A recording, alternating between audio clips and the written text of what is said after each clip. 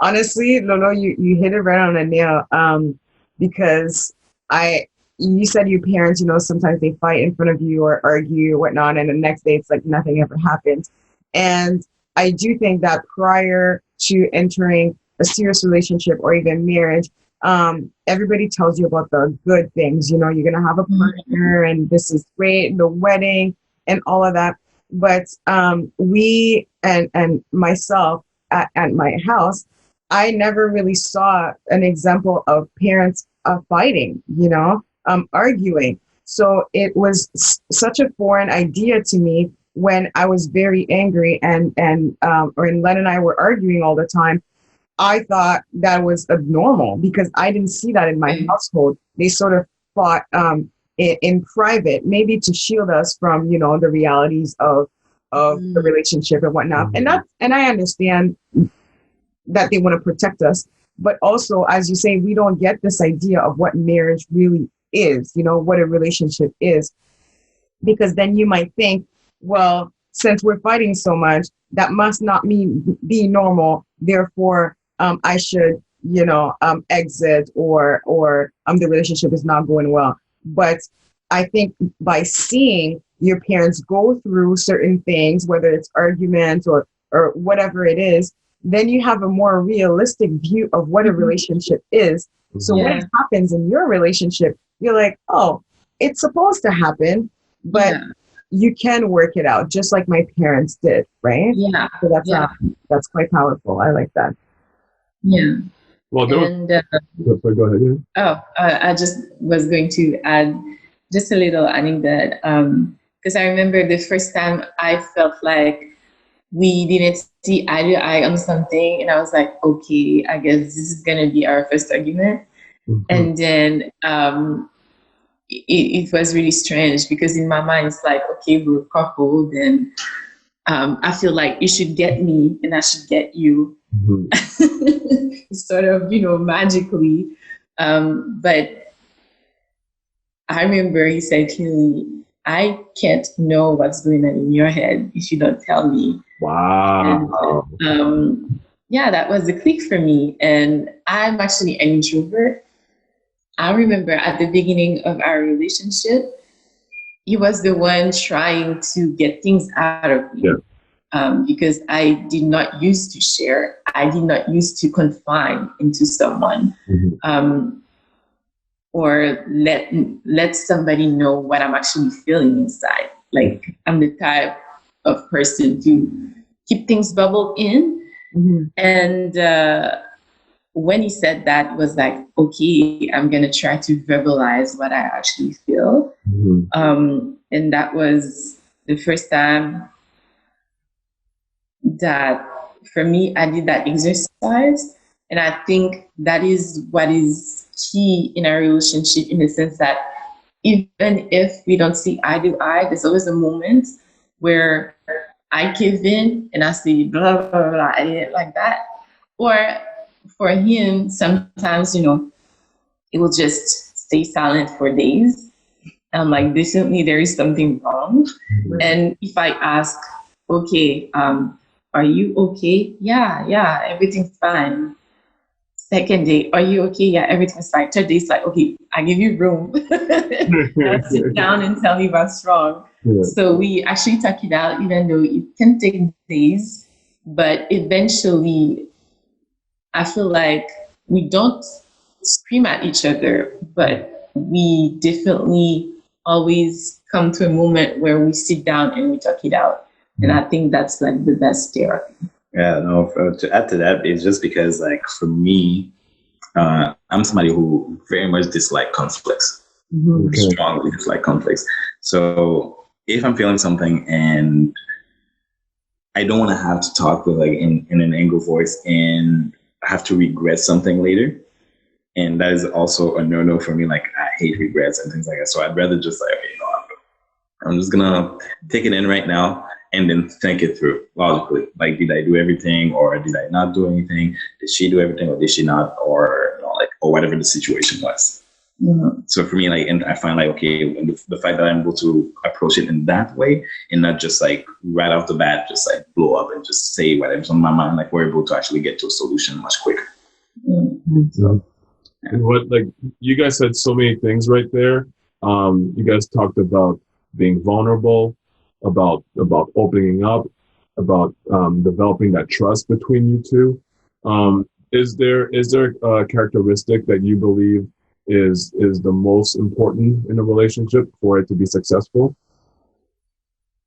Definitely the one word that you said for me is trust. So I feel like you can have a couple, they actually love each other very much, but if the trust is not there, then it's gonna be very difficult. Yeah. And I feel like trust is actually what keeps us in the relationship. And it did not happen overnight. Mm-hmm. I feel like at certain moments I still have doubts, but I'll be thinking, okay, would he do that? And I think trust is actually like, it's hard to describe. But I think okay, I'll recap. So that's okay. Sometimes I'll just sit down and say, okay, I know him enough that he won't do so and so to me. Mm-hmm. And I trust him enough to know that if something happens, he's gonna come to me and we'll sit down and talk it out. Mm-hmm. Yeah.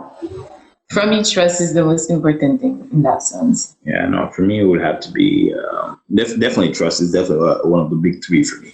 But the main one is communication, because in communicating, this is where everything will sprout out. This is where everything's going to come from, like your trust, like in how, like either you communicate verbally or in your actions. Communication is always key, because that is a value that my mom has instilled in me, telling me stories about, like, from back in the days, saying that, you know what, like, your grandpa and your grandma, like, they communicated. That's how they met, and they talked. Me and your dad, we communicate, we talk, and we had you. So whatever you're gonna go through in life with a partner, just remember to always communicate, because the good, the bad, and like you communicate those, and you'll be level. You'll be right where you need to be. Mm-hmm. So, like, a relationship has always meant for me, like, this is the place where I'm supposed to be with somebody else. Right. So if communicating is gonna allow me to really be there with that person, I have to communicate. So definitely, and then from there, like, I'll learn what the journey, like what else is there on the journey. That's amazing that you guys have learned that so early in your relationship, because I feel like that is something that a lot of couples, they go through a lot of growing pains before they realize, oh, wait, if I just talk it out and at least open up about that topic, then maybe we can find a solution.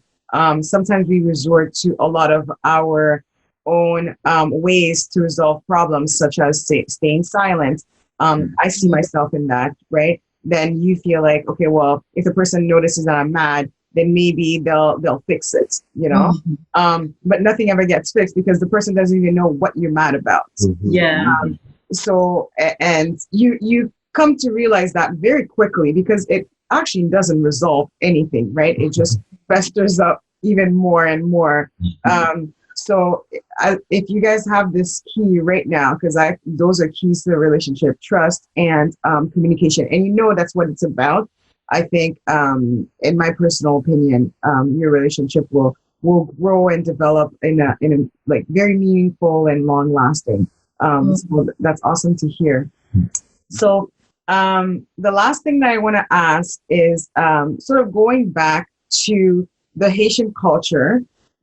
Knowing that there are differences between the generations, and your parents and yourself, what do you think that you will take from what they instilled in you, and what do you think you will change? Is there anything that you're like, okay, well, you know what, this is something that even though it's quote unquote old school, I do like that, and I'm going to instill this in my kids, or I'm just going to use it in my relationship, and other things that you know for sure you're not gonna use. Good question. Well, for me, not gonna use is man, probably less whooping for my kids. Okay. Definitely, they'll still get some, but much less. But something to carry along is definitely the ability to communicate and being present, because talking to someone, your partner, your kids, is something that I've seen where where this is, in addition to what you were saying earlier, the fact that for her it's trust, like it adds so much more, like for the present and trust, and especially with a loved one, it's a whole different bond altogether. So I find that like that relationship that it has the possibility of creating is so beautiful. So definitely the ability to communicate is something I would carry along with me, and keeping that in mind that hey, there are goods, there are bad. It's all about like how you will tackle it. So just be there, just be present. Like if even if you don't like it, at least you would have made a clear decision about something. Mm-hmm. That would be it for me. For me, I feel like not use would be that tendency to, Asian parents, they have that tendency to categorize everything, as in,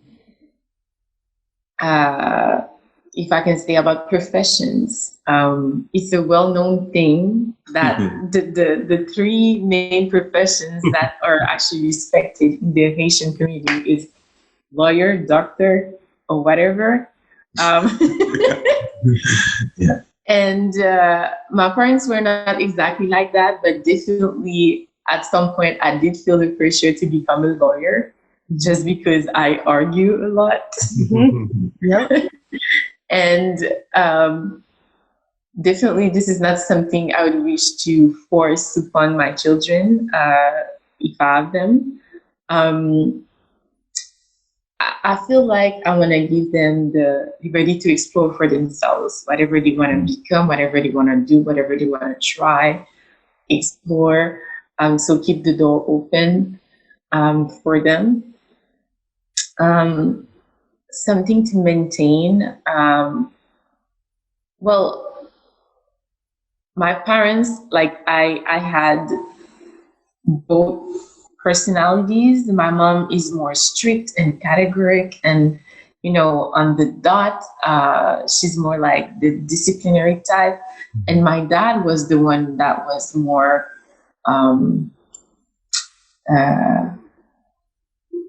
he would indulge more and be like, okay, if you want to do something, do it, go for it. Don't be afraid.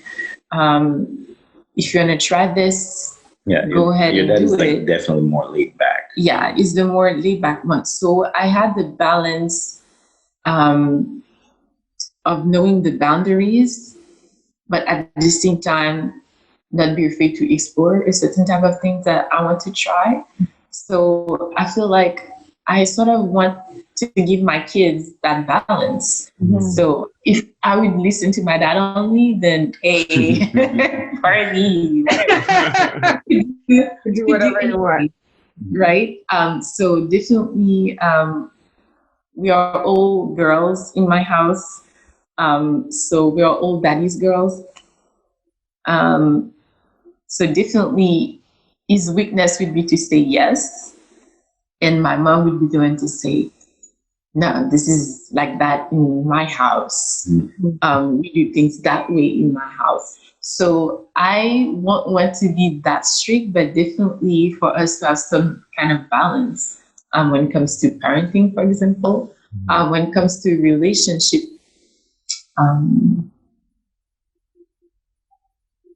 Yeah, I feel like relationship, I like how they communicate, even though sometimes it's really painful to see them communicate. Right. We've been doing it. Yeah. Um, but I feel like they always come through. So, yeah, I think this is something to persevere on, even though we don't see eye to eye, we argue today. At least we try to communicate the best we can and come to a conclusion. And to come to what you said before, sometimes we stay mad and we think it's going to do something, but I feel like it's sort of natural to go through these moments. And then you always try to feel some kind of recognition from your partner. It's like, okay, I'm acting that way because obviously you did something wrong and you hurt me, right?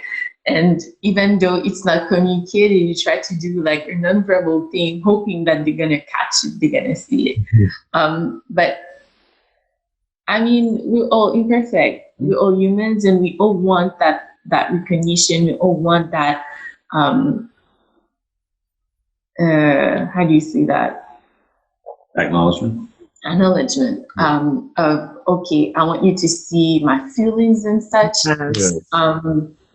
Yeah, but I feel like it's a natural thing, and then it just at some point, if you do things right and you communicate, well, you'll learn much more. You learn much more from each other. Actually.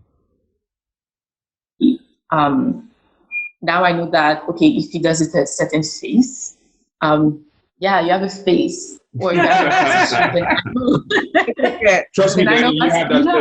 Yeah, I know what's coming up, so now I can prepare. No, that's amazing. Yes, there's definitely through your experiences, there's things that you wanted to move forward with, and others that you're like, you know what, this can just stay where it is, and I'm not gonna use this in my relationship or instill that in my kids. So that's beautiful, guys. And hearing you guys talk about your relationship is, I'm pretty sure, very inspiring for other people. Communication is key, but I don't think people realize how big of a key it is in relationships. And I think that once you get to that point and you actually understand that you have to communicate, and not just communicate, but in the way that the person understands, right? In a way that it's well received, then I think relationships can go very far in that regards when you instill those in your relationship. So thank you very much for thanks for being joining on our show. That was actually a good experience. I love that. So thank you for opening up. Thank you for sharing your story. And I think it's important, especially not necessarily just Haitian couples or Black couples, but just couples, just knowing the fact that we all have a different journey, and we all, and despite us having different journeys, we still go through the same things.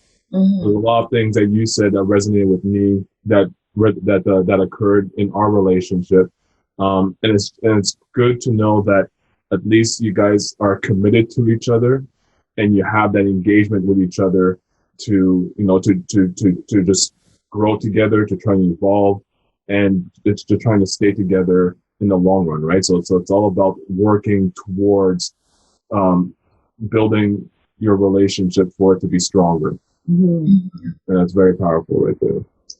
All right. Thanks again. On that note, don't forget, for our viewers, if you have any questions for Dany and Loïssa, we'll put their Instagram tags. You can follow them and ask them questions about the relationship if you want, and if you're open to share.